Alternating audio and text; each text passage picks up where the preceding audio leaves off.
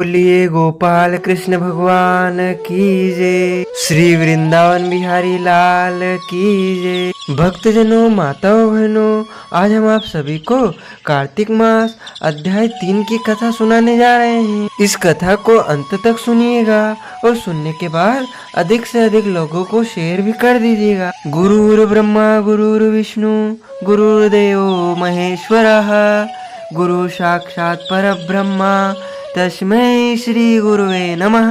श्री अखंड मंडलाकारं व्याप्तं येन चराचरं तत्पदं दर्शितं येन तस्मै श्री गुरुवे नमः।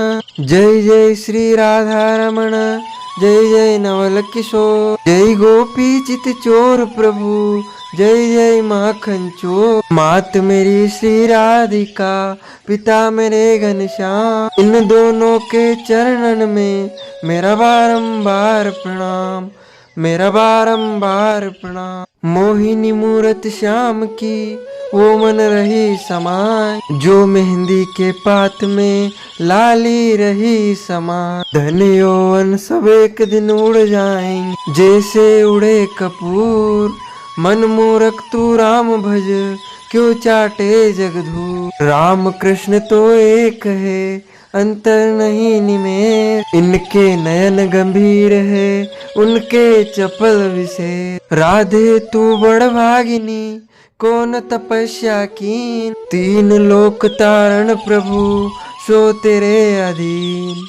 बोलिए श्री वृंदावन बिहारी लाल की जय। श्री बालकृष्ण लाल की जय। श्री लक्ष्मी नारायण भगवान की जय। कार्तिक मास अध्याय 3 की जो कथा प्रारंभ होती है, उसमें जो दूसरे दिन की कथा होती है, उसके बाद आगे तीसरे दिन की कथा में सत्यभामा ने कहा, हे प्रभु, आप तो सभी काल में व्यापक हैं और सभी काल आपके आगे एक समान है।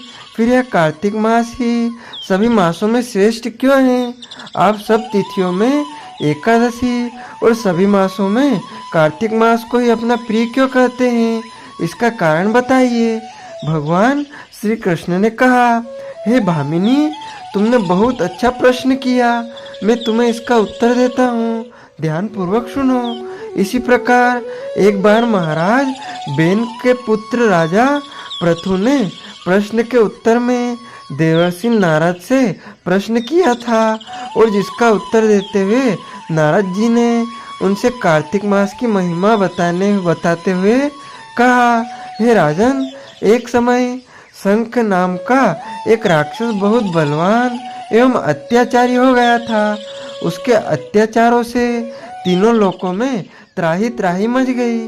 उस शंखासुर ने स्वर्ग में निवास करने वाले देवताओं पर विजय प्राप्त कर इंद्रादि देवताओं एवं लोकपालों के अधिकारों को छीन लिया। उससे भयभीत होकर समस्त देवता अपने परिवार के सदस्यों के साथ सुमेरु पर्वत की गुफाओं में बहुत दिनों तक छिपे रहे।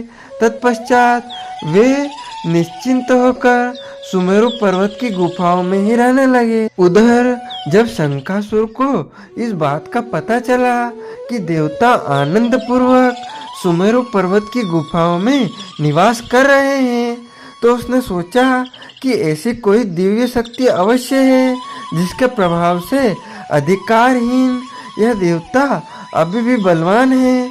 सोचते सोचते वह इस निर्णय पर पहुंचा कि वेद मंत्रों के बल के कारण ही देवता बलवान हो रहे हैं।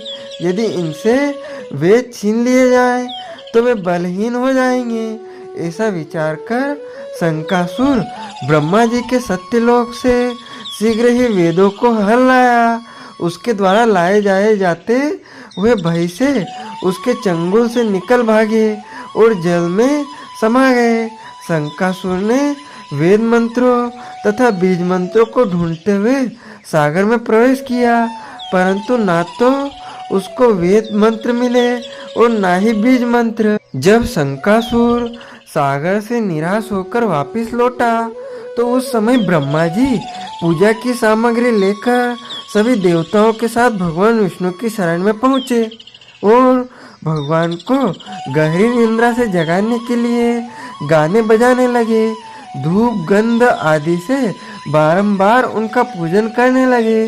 धूप दीप नैवेद्य आदि अर्पित किए जाने पर भगवान की निंद्रा टूटी और वह देवताओं सहित ब्रह्मा जी को अपना पूजन करते हुए देखकर बहुत प्रसन्न हुए तथा कहने लगे, मैं आप लोगों के इस कीर्तन एवं मंगलाचरण से बहुत प्रसन्न हूँ। आप अपना अभिष्ट वरदान मांगिए, मैं अवश्य प्रदान करूँगा। जो मनुष्य अश्विन शुक्ल की एकादशी से देवोत्थानी एकादशी तक ब्रह्म मुहूर्त में उठकर मेरी पूजा करेंगे, उन्हें तुम्हारी ही भांति मेरे प्रसन्न होने के कारण सुख की प्राप्ति होगी। आप लोग जो पाद्य आर्ध्य आचमन और जल आदि सामग्री मेरे लिए लाए हैं, वे अनंत गुणों वाली होकर आपका कल्याण करेगी। शंकासुर द्वारा हरे गए संपूर्ण वेद जल में स्थित है। मैं सागर पुत्र शंकासुर का वध करके उन वेदों को अभी लाए देता हूँ। आज से मंत्र बीज और वेदों सहित मैं प्रतिवर्ष कार्तिक मास में जल में विश्राम किया करूँगा। अब मैं मत्स्य का रूप धारण करके जल में जाता हूँ। तुम सब देवताओं भी मुनीश्वरों सहित मेरे साथ जल में जाओ। इस कार्तिक मास में जो श्रेष्ठ मनुष्य प्रातः काल स्नान करते हैं, वे सब यज्ञ के अवभृत स्नान द्वारा भली भांति नहा लेते हैं। हे देवेंद्र, कार्तिक मास में व्रत करने वालों को सब प्रकार से धन पुत्र पुत्री आदि देते रहना और उनकी सभी आपत्तियों से रक्षा करना। हे धनपति कुबेर, मेरी आज्ञा के अनुसार तुम उनके धन धान्य की वृद्धि करना, क्योंकि इस प्रकार का आचरण करने वाला मनुष्य मेरा रूप धारण करके जीवन मुक्त हो जाता है। जो मनुष्य जन्म से लेकर मृत्यु पर्यंत विधि पूर्वक इस उत्तम व्रत को करता है, वह आप लोगों का भी पूजनीय है। कार्तिक शुक्ल पक्ष की एकादशी तिथि को तुम लोगों ने मुझे जगाया है, इसलिए यह तिथि मेरे लिए अत्यंत प्रीतिदायिनी है और माननीय है। हे देवताओं, यह दोनों व्रत नियम पूर्वक करने से मनुष्य मेरा सानिध्य प्राप्त कर लेते हैं। इन व्रतों को करने से जो फल मिलता है वह अन्य किसी व्रत से नहीं मिलता। अतः प्रत्येक मनुष्य को सुखी और निरोग रहने के लिए कार्तिक महात्म्य और एकादशी की कथा सुनते हुए उपयुक्त नियमों का पालन करना चाहिए। इस प्रकार कार्तिक मास के अध्याय 3 की कथा का यहाँ पर समापन होता है। बोली लक्ष्मी नारायण भगवान की जय, गोपाल कृष्ण भगवान की जय। अच्युतम केशवम राम नारायणम श्री कृष्ण दामोदरम वासुदेवम भजे। श्रीधरम माधवम गोपिका वल्लभम श्री जानकी नायकम श्री रामचंद्रम भजे। जानकी मनोहरम सर्वलोकनायकम श्री शंकरादि सेवितम पुण्य नाम कीर्तनम। श्री राम राम राम राम राम नाम दायकम। राम कृष्ण वासुदेवा भक्ति मुक्तिदायकम। राम कृष्ण वासुदेवा भक्ति मुक्तिदायकम।